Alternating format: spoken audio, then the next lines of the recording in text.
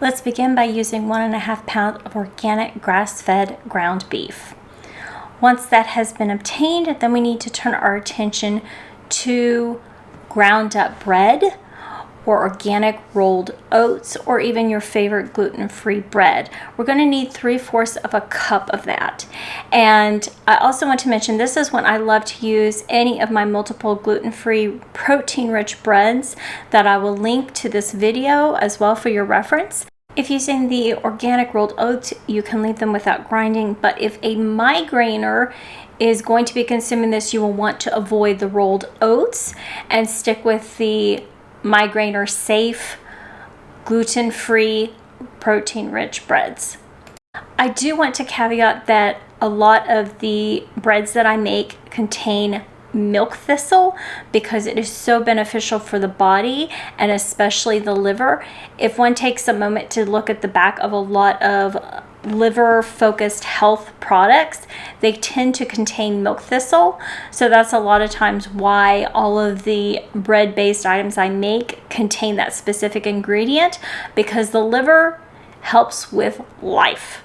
So that's how come I do specifically focusing as much as possible to include milk thistle in our diet. The next ingredient is 1/4 of a cup of onion chopped. Now this can be fulfilled with a white or purple onion, even shallots. Here it's not a big deal as long as you're just getting the 1/4 of a cup of an onion flavor chopped. And then once you've got it chopped, then you'll want to add it to the bowl as well. We then need to add 1.5 teaspoons of either a pink Himalayan salt, a Celtic Sea Salt, or a quality salt to the bowl, along with 1/4 of a teaspoon of finely ground black pepper, or you can do cayenne pepper if you want just a little bit of spice thrown in there. We then want to add 1 large organic free-range egg to the bowl as well. This is where one has the option of, this is our homemade ketchup, so you can use 1 cup of homemade ketchup for this, or regular ketchup, or you can use tomatoes to make tomato juice. And we're going to use these tomatoes because they're fresh from our garden, and that way we can still have enough ketchup to top the meatloaf with. So I'm going to take my stainless steel blender here, and we're going to use our Vitamix container. We're going to blend that up to get our 1 cup, and then we'll do next steps.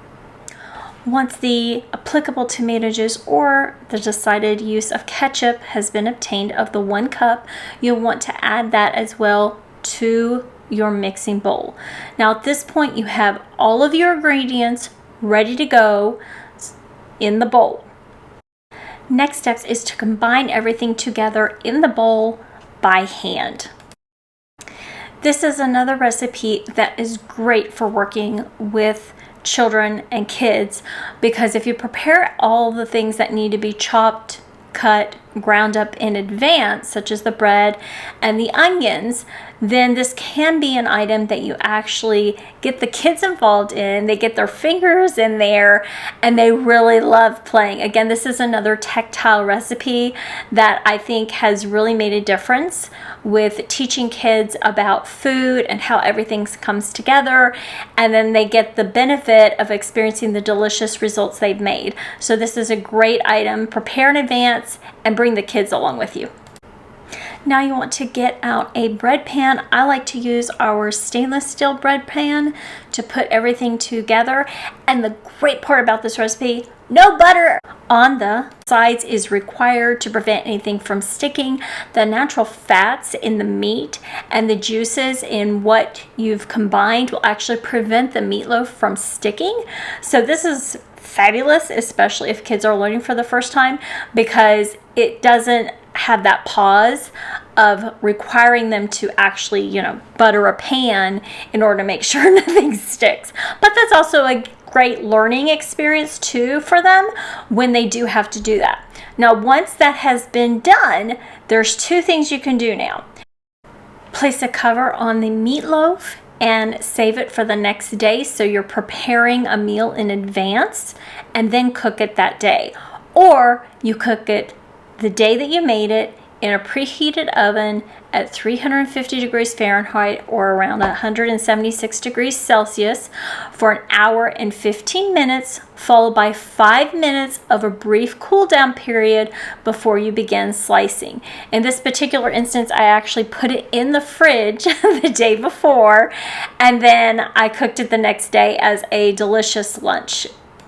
Also, if you put the meatloaf into the fridge the prior day and you're taking out the next day for cooking, you will need to have it come to room temperature. So what I did is I actually set up a delayed cooking function in our oven first thing in the morning, put the meatloaf into the oven, and then set it up to start cooking around 10:45 a.m. so it would actually be done come 12 o'clock.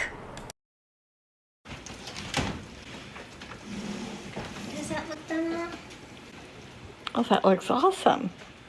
Okay. Now we gotta let it rest for 5 minutes, and then we can slice into it. At this point, you will want to take ketchup, either homemade or store-bought, to top the resulting meatloaf product with as a final presentation and flavoring step. And then enjoy after it's been cut to the preferred size of the consumer to enjoy.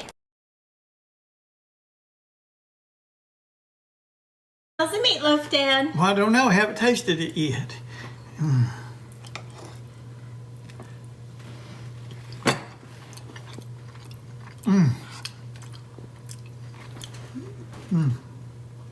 You know what? I think that's the world's best meatloaf. Really? I really do.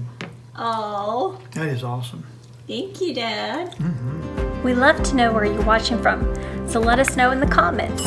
And remember, subscribe, like, and share, and put on that notification for more videos.